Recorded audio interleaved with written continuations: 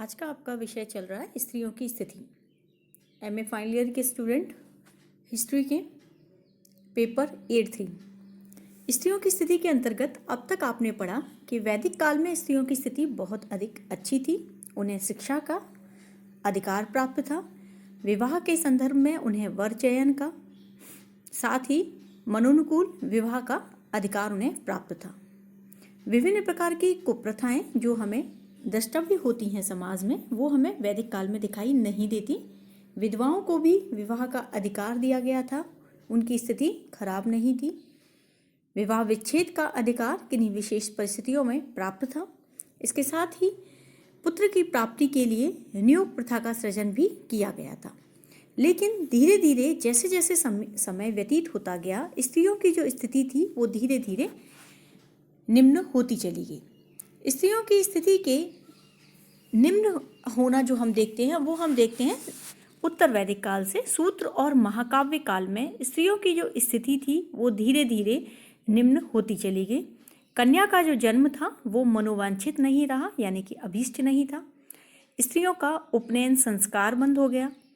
साथ ही जो विभिन्न संस्कार, पहले जो 16 संस्कार आप लोग पढ़ चुके हो, जिन 16 संस्कारों को चाहे वो कन्या हो चाहे पुत्र हो, उन दोनों के लिए ही कन्या करना आवश्यक होता था। अब धीरे धीरे कन्याओं के लिए ये संस्कार बंद होने लगे।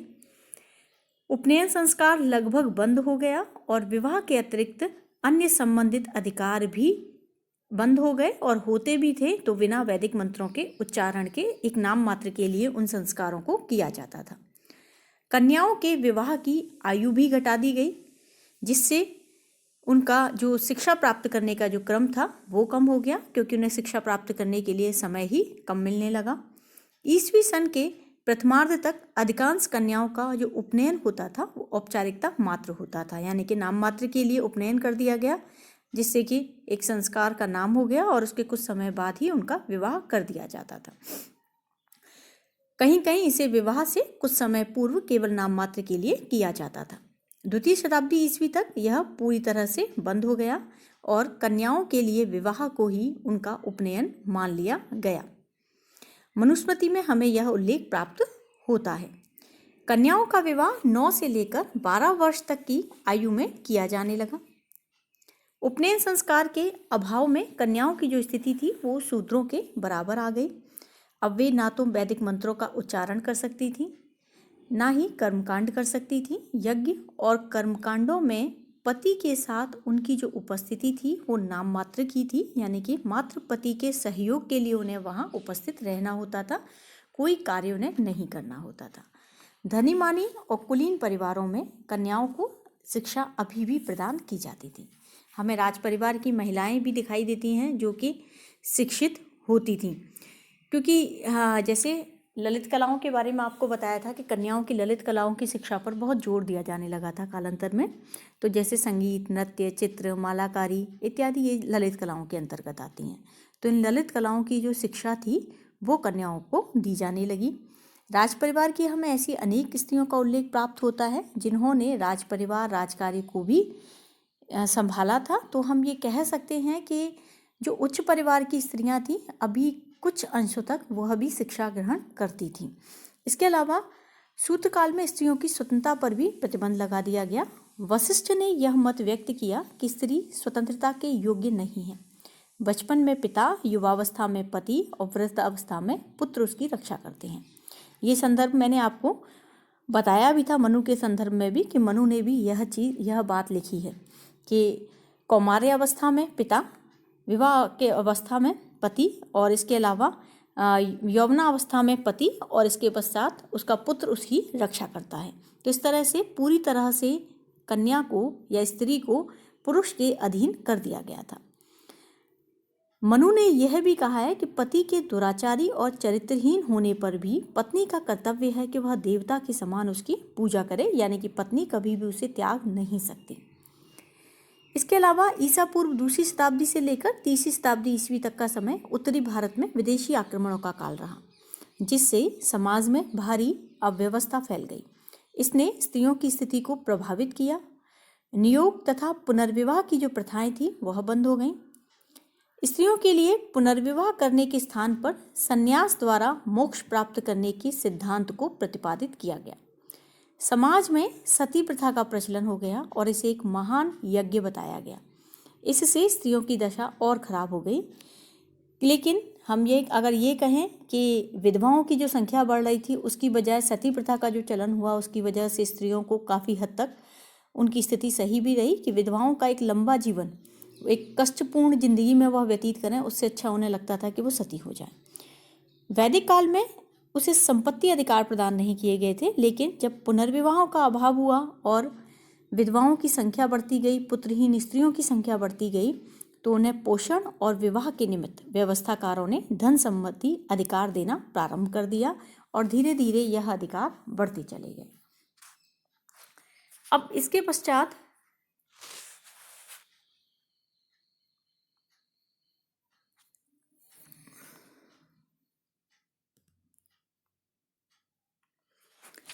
पांचवीं से 12वीं शताब्दी ईस्वी तक स्त्रियों की स्थिति किस प्रकार से रही।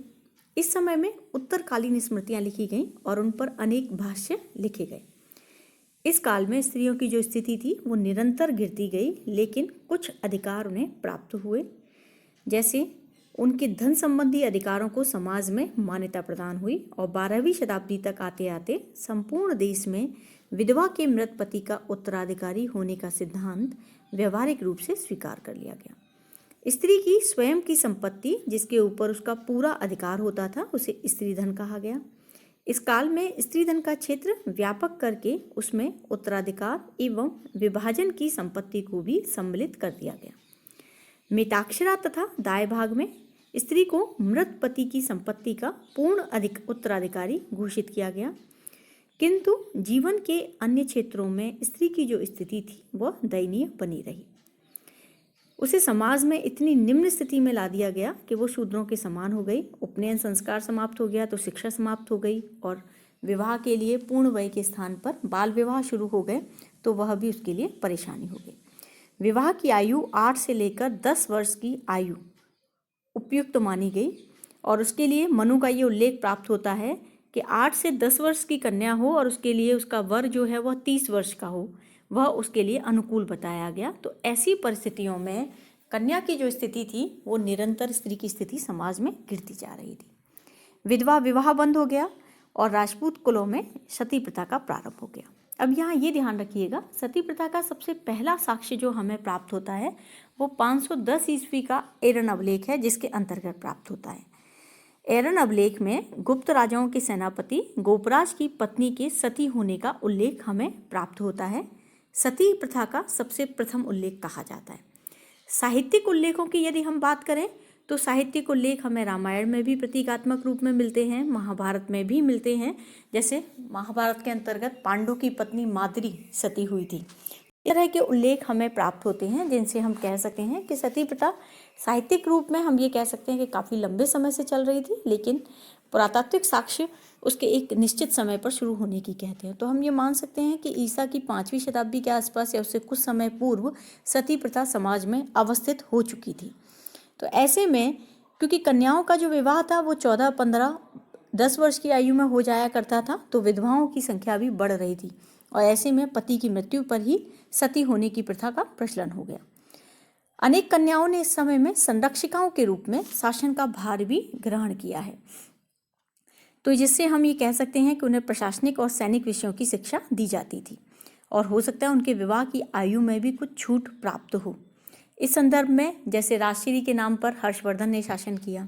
इसके अलावा चंद्रगुप्त द्वितीय की पुत्री ने नागानिका ने वाकाटकों के राज सत्ता को संभाला था, चाहे उसने अपने पिता के सहयोग से संभाला, लेकिन संभाला था।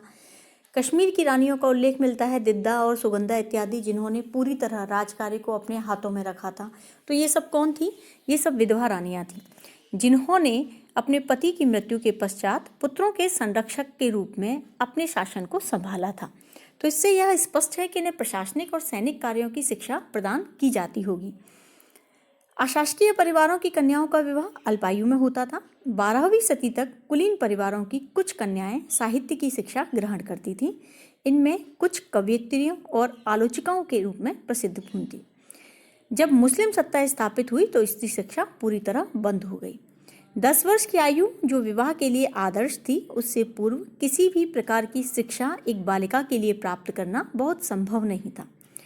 इस समय में समाज में पर्दा प्रथा का भी प्रचलन हो गया, जिससे स्त्री की जो स्वतंत्रता थी वो पूरी तरह समाप्त होने लगी। उसका सार्वजनिक जीवन समाप्त हो गया और उसका कार्य क्षेत्र घर के भीतर ही सीमित रह गया। स्त्रियों की अज्ञानता के कारण स्मृतिकारों ने यह सिद्धांत प्रतिपादित किया कि पति ही पत्नी का एकमात्र देवता है तथा उसका धर्म केवल उसकी आज्ञा मानना और पूजा करना है। कुलीन परिवारों में बहुविवाह का प्रचलन सामान्य था, यानी कि एक पति के अनेक पत्नियां होना, जो आपसी कलह का भी कारण बनता था। बाल विधवाओं की संख्या समाज में बढ़ गई, क्योंकि विधवाओं को पुनर्विवाह का अधिकार नहीं दिया गया और विधवाओं के लिए 8वीं शताब्दी के बाद मुंडन की प्रथा का भी प्रचलन हो गया, यानी कि विधवाओं को जीर्ण शीर्ण वस्त्र पहनने होते थे, बालों का मुंडन कराना होता था, बिना किसी केश सज्जा के या किसी आभूषण विन्यास के उन्हें सामान्य धरती पर सोना होता था और एक समय उन्हें भोजन करना होता था और अपना पूरा जीवन उन्हें जप तप में ही लगाना होता था। ऐसी उन विधवाओं से आशा की जाती थी। तो ऐसे में हम कह सकते हैं कि विधवाओं की स्थिति इतनी बुरी हो गई थी कि इसकी वजह से स्त्रियां सती होना स्वीकार करती थी, क्योंकि ये माना जाता था कि जब स्त्री सती होती है तो वो अपने पति को करोड़ों वर्षों तक मोक्ष प्रदान करने वाली होती है। यम, हारीत ऐसे स्मृतिकारों ने जब इन बातों का प्रचलन शुरू किया तो स्त्रियों पर दबाव बढ़ गया। उनकी पति की मृत्यु के पश्चात उन्हें सती होना स्वीकार करना पड़ता था। अनेक बार वो प्रेमवश होकर या अनेक बार पारिवारिक दबाव में या अन्य दबाव में सती हो जाना स्वीकार करती थी। पारिवारिक संपत्ति पर जब स्त्री का अधिकार स्वीकार किया गया तो भी स्त्रियों को सती होने के लिए मजबूर किया गया कि यदि स्त्री विधवा रूप में भी रहेगी तो संपत्ति पर उसका अधिकार रहेगा और संपत्ति का विभाजन हो जाएगा भाई की विधवा के रूप में। तो ऐसे में भी स्त्री को पर दबाव बनाया जाता था कि वो किसी भी प्रकार से वो सती हो जाए। यहाँ मैं थोड़ा थोड़ा आपको विभिन्न सभ्यताओं के बारे में, विभिन्न प्रथाओं के बारे में आपको बता रही हूँ। स्त्री के धन संबंधी अधिकार यदि हम देखें तो प्राचीन काल में स्त्री को स्वयं चल संपत्ति माना जाता था, यानी कि उसे उपहार में दिया जा सकता था। पति का अपनी पत्नी के ऊपर पूर्ण अधिकार होता था। ऋग्वेद और महाभारत के कुछ उद्धरणों से पता चलता है कि स्त्री को द्युत कीड़ा के समय दांव पर रख दिया गया था। इस तरह के अधिकार हमें प्राप्त होते हैं, इस उदाहरण हमें प्राप्त होते हैं, लेकिन वैदिक युग में ही से ही पति और पत्नी दोनों को पारिवारिक संपत्ति का संयुक्त अधिकारी माना जाता था।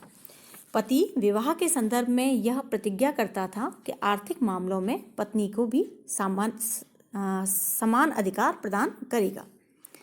मनुस्मृति में कहा गया है कि पति अपनी पत्नी के उचित निर्वाह की व्यवस्था किए बिना कहीं यात्रा पर नहीं जाएगा।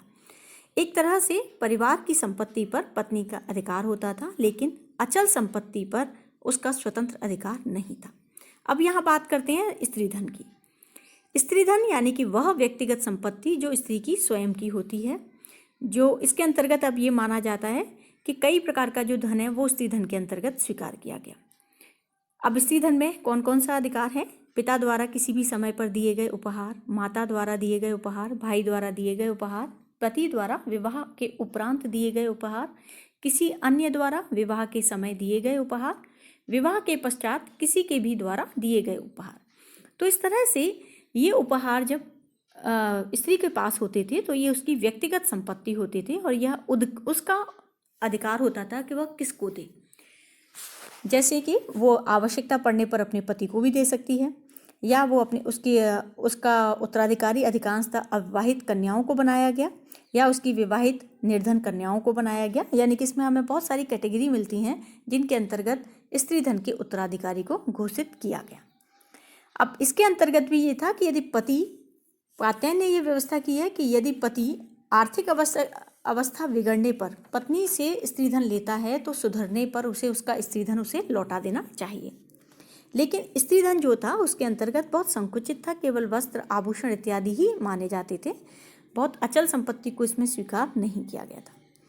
सती प्रथा, सती प्रथा के अंतर्गत मैंने अभी आप लोगों को बताया, पति की मृत्यु के पश्चात पति की चिता पर जलना सती प्रथा का उदाहरण है और ये माना जाता है कि सती 4th शताब्दी ईसा पूर्व सती प्रथा भारत में अवस्थित हो गई थी।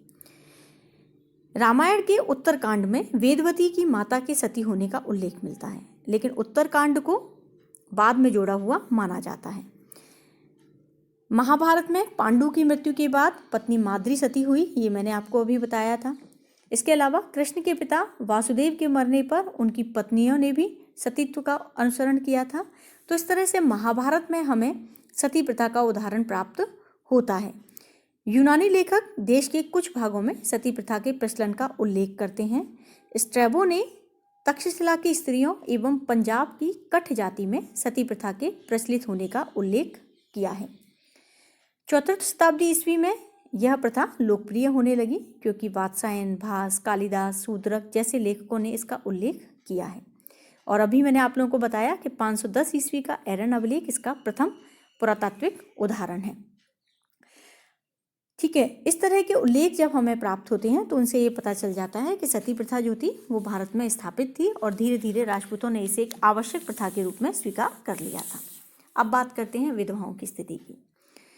वैदिक और उत्तर वैदिक युग में पति की मृत्यु के उपरांत पत्नी पुनर्विवाह कर सकती थी। नियोग की प्रथा प्रचलित थी तो वह पुत्र की प्राप्ति भी इसके द्वारा कर सकती थी, लेकिन 5वीं शताब्दी ईसा पूर्व तक यह प्रथाएं बंद हो गईं। विधवाओं के पुनर्विवाह की प्रथा 10वीं शताब्दी तक चलती रही, लेकिन उसके बाद यह पूरी तरह बंद हो गई। लेकिन कहीं कहीं ही हमें विधवाओं के पुनर्विवाह के उदाहरण प्राप्त होते हैं, अधिक उदाहरण हमें प्राप्त नहीं होते। विधवाओं को अपवित्र माना जाने लगा, उनके सिर के बाल काट दिए जाते थे, किसी भी मांगलिक कार्यों में भाग नहीं ले सकती थी, उन्हें कठोर ब्रह्मचर्य और साधना का जीवन व्यतीत करना होता था। इसीलिए कुछ विधवाएं जीवन की कठोरता के स्थान पर सती को चुन लिया करती थी। जब कालांतर में उन्हें संपत्ति और उत्तराधिकार संबंधी अधिकार दिए गए तो सती प्रथा भी बढ़ गई। इसके पश्चात है पर्दा प्रथा। पर्दा प्रथा का प्रचलन कब हुआ यह स्पष्ट नहीं है। वैदिक युग में इसका प्रचलन नहीं था क्योंकि वैदिक युग में हमें साक्ष्य प्राप्त होते हैं कि स्त्रियां स्वच्छंदता पूर्वक मेलों में, उत्सवों में, जंगलों में विहार करती थीं, अपने लिए वर चयन करती थी और विवाह के बाद वधू को सभी आगंतुकों को दिखाया भी जाता था। स्त्री के लिए सभावती शब्द का प्रयोग ऋग्वेद में मिलता है, इसका मतलब वह सभा में जाती थी। बाद में हमें पर्दा प्रथा का उल्लेख प्राप्त होना शुरू होता है। तो ये माना जाता है कि ईसवी सन के प्रारंभ में पर्दा प्रथा जो थी वो भारत में लगभग शुरू हुई। जैसे प्रतिमा नाटक में सीता को पर्दा में दिखाया गया है। ठीक है, इसके अलावा अभिज्ञान शाकुंतलम में भी ये बताया जाता है कि जब शकुंतला दुष्यंत के सामने आती है तो उसने महीन चादर या महीन दुपट्टा जो था वो उसने ओढ़ा हुआ था। इस तरह से हमें ये पता चलता है। मृक्षकटिक में वसंत सेना पर्दा धारण करने का विरोध करती है, लेकिन फिर भी चेहरे पर घूंघट या चेहरे पर आवरण का उल्लेख हमें प्राप्त होता है, जिसके आधार पर हम कह सकते हैं कि कहीं कहीं भारत में पर्दा प्रथा शुरू हो गई थी। लेकिन जब मुस्लिम आक्रमण हुआ तो उसके पश्चात पर्दा प्रथा एक आवश्यक रूप से अवस्थित हो गई। लेकिन फिर भी हम ये कह सकते हैं कि भारतीय समाज में स्त्रियों का जो आदर्श था वो उच्च रूप में स्वीकार किया गया, क्योंकि महाभारत ये कहता है कि गृहिणी ही वस्तुतः ग्रह कही जाती है, गृहिणी के बिना ग्रह अरण्य के समान है। स्त्रियों की सदा पूजा करनी चाहिए, जहाँ स्त्रियों का सम्मान है वहीं देवता प्रसन्न रहते हैं। इस तरह की वक्तव्य जो हमें प्राप्त होते हैं उसके आधार पर हम यह कह सकते हैं कि भारतीय समाज में स्त्रियों को प्रतिष्ठा प्रदान की गई थी और समाज स्त्रियों के प्रति उदार था। माता को अत्यधिक महिमा मंडित किया गया और माता का पद पिता से भी बढ़कर माना गया। इवन स्त्रियों को दैवीय रूप में मानते हुए देवताओं के साथ उनकी संयुक्त रूप में आराधना भी की गई थी। लेकिन हम फिर भी यह कह सकते हैं कि उत्तरोत्तर भारतीय समाज में स्त्रियों की स्थिति में पतन आता चला गया, जिसे 20वीं शताब्दी में सुधारने का निरंतर प्रयत्न हुआ। धन्यवाद।